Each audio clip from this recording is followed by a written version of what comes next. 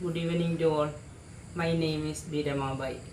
I am from Mochrat, Kollam district. I am working as a psychological counselor.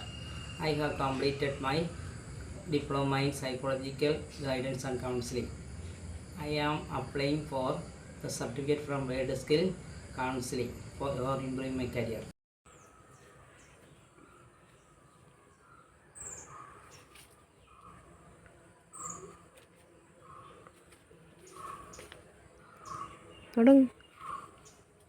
പേരെന്തുവാ? രാമകൃഷ്ണൻ. എത്ര നാളായി ഇങ്ങനെ ഒറ്റയ്ക്ക് ആരോടും മിണ്ടാൻ ഒന്നും പറ്റാത്ത ഒരു അവസ്ഥ? ഒത്തിരി കൊല്ലപ്പെട്ട് ഓർമ്മക്കുറവുണ്ട്, മിണ്ടത്തുമില്ല, ഒന്നുമില്ല.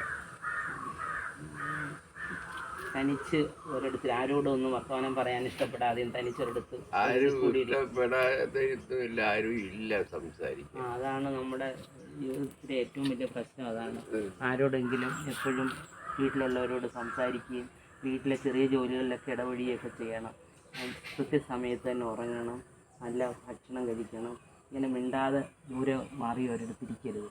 ഒതുങ്ങിക്കൂടാനുള്ള ഒരു ടെൻഡൻസിയായി വിഷാദ രോഗം എന്ന് പറയുന്ന രോഗത്തിൻ്റെ ലക്ഷണം എന്ന് പറയുന്നത് നമ്മൾക്കൊരു കാര്യത്തിന് നമ്മൾ ഇടപെടത്തില്ല, ആരോഗ്യപരമായിട്ട് നമ്മൾ വളരെ വീക്കായിരിക്കും, ഒന്നിലും ആർക്കും ഇതൊരു താല്പര്യമില്ല. അവസാനം ഇത് നമ്മൾ ശ്രദ്ധിക്കപ്പെടാതിരുന്നാൽ വിഷാദ രോഗമുള്ളവർ ഇങ്ങനെ ആത്മഹത്യ ചെയ്യാനുള്ള പ്രവണത പോലും ഉണ്ടാകും. അപ്പം വീട്ടിലുള്ളവരത് ഈ ഒറ്റപ്പെടലാണ് ഇതിൻ്റെ പ്രധാന കാരണം. സ്നേഹമായിട്ട് അവരോട് പെരുമാറുകയും നല്ല രീതിയിലുള്ള ഭക്ഷണം കഴിക്കുകയും എക്സർസൈസ്, പിന്നെ വീട്ടിലുള്ളവരുമായിട്ട് പുറത്തൊക്കെ പോവുക, സിനിമയ്ക്കോ ഒക്കെ ഒന്ന് പോവുക. പ്രായമായൊന്നും ധരിക്കേണ്ട, സിനിമയ്ക്കൊക്കെ അവരോടൊപ്പം പോകണം, എല്ലാവരുമായിട്ട് എപ്പോഴും മിങ്കിൾ ചെയ്യണം. വീട്ടിലെ കൊച്ചു കൊച്ചു ജോലികളൊക്കെ ചെയ്ത് നമ്മുടെ സമയം കഴിക്കണം. പുറത്തോട്ടൊക്കെ പോകണം, രാവിലെയും വൈകിട്ടൊക്കെ ഇളം വെയിൽ കൊള്ളണം, ആരോഗ്യപരമായിട്ടുള്ള കാര്യങ്ങളൊക്കെ ശ്രദ്ധിക്കണം. പിന്നെ യോഗ ചെയ്യാൻ താല്പര്യമുണ്ടെങ്കിൽ ചെറിയ ചെറിയ യോഗകൾ ചെയ്യണം.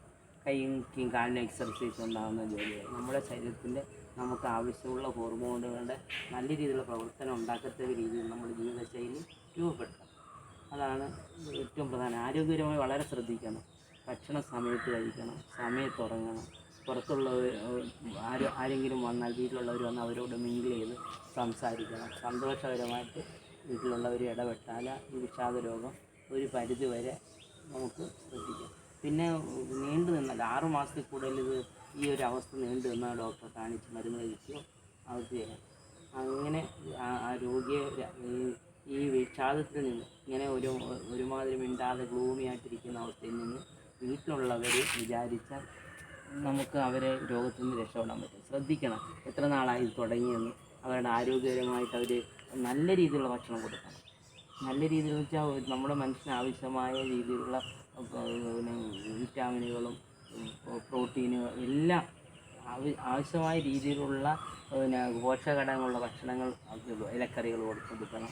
പാല്, മുട്ട, ഇതൊക്കെ ആവശ്യത്തിന് ഒരു മനുഷ്യൻ കൊടുക്കണം. ഇങ്ങനെ പ്രായമാകുമ്പോൾ നമ്മൾ വിചാരിക്കും കുറച്ച് ഭക്ഷണം മതിയല്ലേ, എന്തിനു ശ്രദ്ധിക്കുന്നു, അങ്ങനെ ആവരുത്.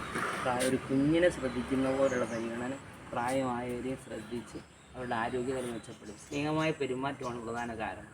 അവരെ പുറത്ത് പോകുന്നതന്നെ നമ്മൾ അവരെ പുറത്ത് കൊണ്ടുപോവുക, മറ്റുള്ളവരെന്തെങ്കിലും ഒരു ഫംഗ്ഷന് കൊണ്ടുപോകുമ്പോൾ നമ്മൾ കൊണ്ടുപോവുക, എല്ലാവരുമായിട്ട് ഇടപെടുത്തുക, പിന്നെ നല്ല എക്സർസൈസ്, ഇതൊക്കെയാണ് ഈ വിഷാദ രോഗത്തെ തടയുന്നത്. 6 മാസത്തിൽ കൂടുതൽ ഈ വിഷാദ രോഗം നിലനിന്നാൽ നമ്മൾ എവിടെയെങ്കിലും ഒരു ഡോക്ടറെ കാണിച്ച് മെഡിസിൻ കൂടെ കൊടുക്കണം.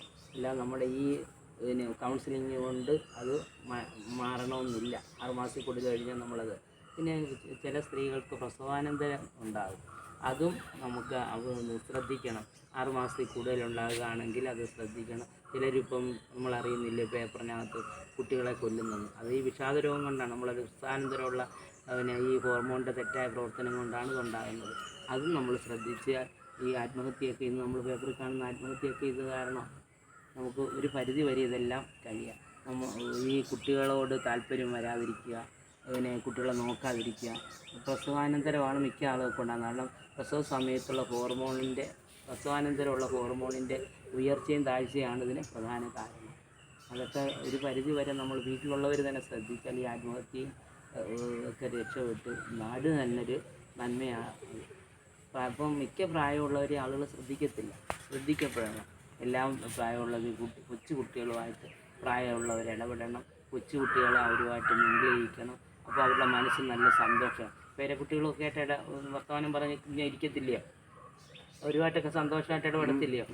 അപ്പോൾ അവർ ഭക്ഷണം കഴിക്കുമ്പോൾ അവരോടൊപ്പം തന്നെ ഭക്ഷണം വീട്ടിലുള്ളവർ കുട്ടികളോടും പറയണം. അപ്പൂപ്പനെയോ അമ്മൂമ്മയോ പ്രായമുള്ളവരാരെങ്കിലും ഉണ്ട് അവരോട് സ്നേഹമായിട്ട് പെരുമാറാൻ പറയണം. അപ്പോൾ അവരുടെ പെരുമാറ്റം ഈ പ്രായമുള്ളവർക്ക് ഭയങ്കര സന്തോഷമാണ്. ആ സന്തോഷം അത് അവരുടെ മാനസികമായിട്ടുള്ള ആ വിഷാദ രോഗത്തിന് ഒരുപാട് മാറ്റം ഉണ്ടാകും. അത് ആരോഗ്യപരമായിട്ട് വളരെ ശ്രദ്ധിക്കണം. ഭക്ഷണ കാര്യങ്ങളാണ് ഏറ്റവും കൂടുതൽ ശ്രദ്ധിക്കേണ്ടത്. പിന്നെ അവർ പുറത്ത് പോകുമ്പോൾ അവരെ കൂടി ഒക്കുന്ന സമയത്തൊക്കെ അവരെ കൂടെ പോകണം അവരുടെ കൂടെ. അല്ല അവരുടെ അടുത്ത് ഒതുങ്ങിക്കൂടിയിരിക്കാൻ ശ്രമിക്കരുത്. എക്സർസൈസ് ചെയ്യണം, ചെറിയ എക്സർസൈസ് ചെയ്യണം. ഇപ്പം വല്ലതും ഇരിക്കുന്നോണ്ടേ 1 മുതൽ 100 വരെ എണ്ണാൻ ശ്രമിക്കണം.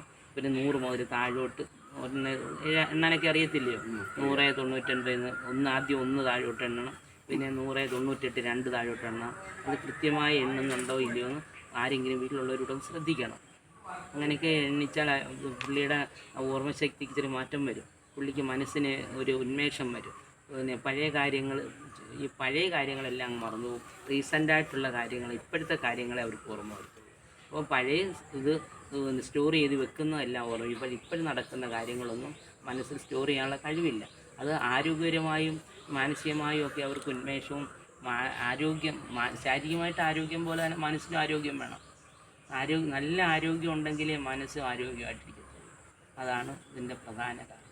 അവരൊരിക്കലും ഒറ്റപ്പെടുത്താതിരിക്കുക, അവരുമായിട്ട് എപ്പോഴും അവരെ ശ്രദ്ധിക്കുക. ചെറിയ കഥകൾ പറഞ്ഞു കൊടുക്കുക, TV കാണിക്കുക, നമ്മളോടൊപ്പം അവരെയും കൂടി ഉൾപ്പെടുത്തണം എല്ലാ കാര്യത്തിലും. അല്ല പ്രായമായെന്നും പറഞ്ഞ് നമ്മൾ ഒരിടത്ത് ഒന്നും കൂടരുത്. എല്ലാ കാര്യത്തിലും മുറ്റത്ത് എന്തെങ്കിലും പൂച്ചെടികൾ നടുക, ചെറിയ പച്ചക്കറി വെക്കുന്ന പോലെ നമ്മുടെ ആരോഗ്യം അനുസരിച്ച് ഉള്ള പ്രവൃത്തികൾ ചെയ്ത് നമ്മൾ കുറച്ചുകൂടെ എനർജറ്റിക് ആവണം, കുറച്ച് ഉന്മേഷമാവണം.